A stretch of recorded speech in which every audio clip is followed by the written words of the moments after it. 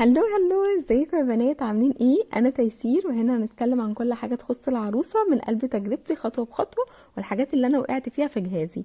اول حاجه هنتكلم عليها هي الفوط. هكلمكم عن خاماتها واعدادها وتشتريها منين، وكل حاجه تخص الفوط هتكلم عنها في الفيديو ده.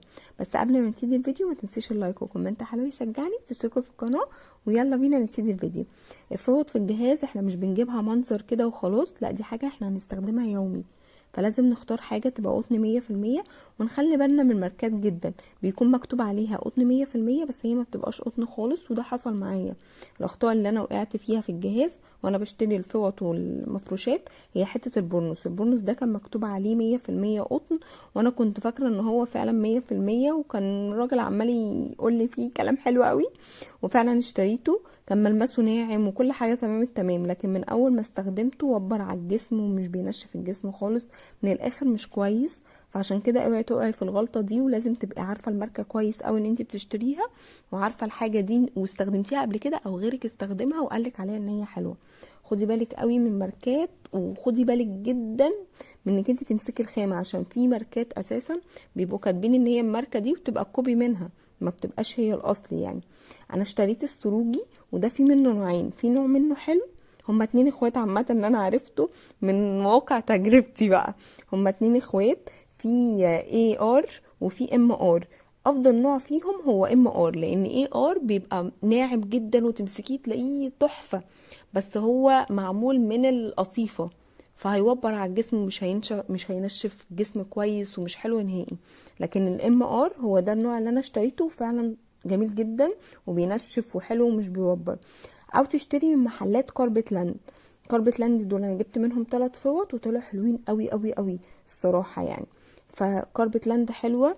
تشتري فوط من السروجي، او بصي انا نزلت الغوريه، وبس نصيحة مني لما تنزلي الغورية ما تشتريش مش من اول محل تشتري منه، لا، انزلي واسألي في كذا محل، لان كل واحد بيقولك سعر. فانتي لما بتلاقي بقى ده سعره اقل ده سعره اعلى، بس برضو امسكي الخامة عشان تبقي مطمنة.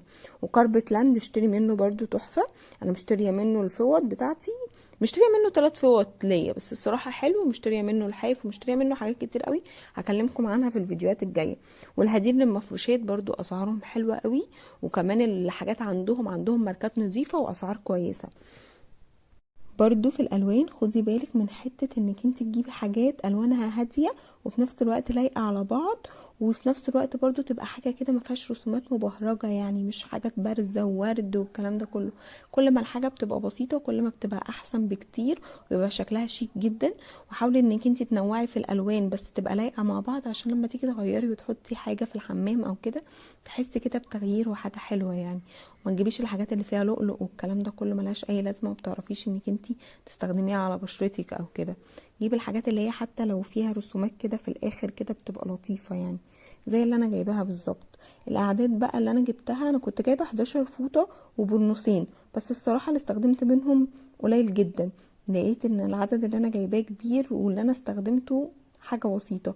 هو بالكتير قوي 6 فوط واتنين نص بشكير او بشكير، ده عشان لو سافرتي، وبرنوسين، بس كده.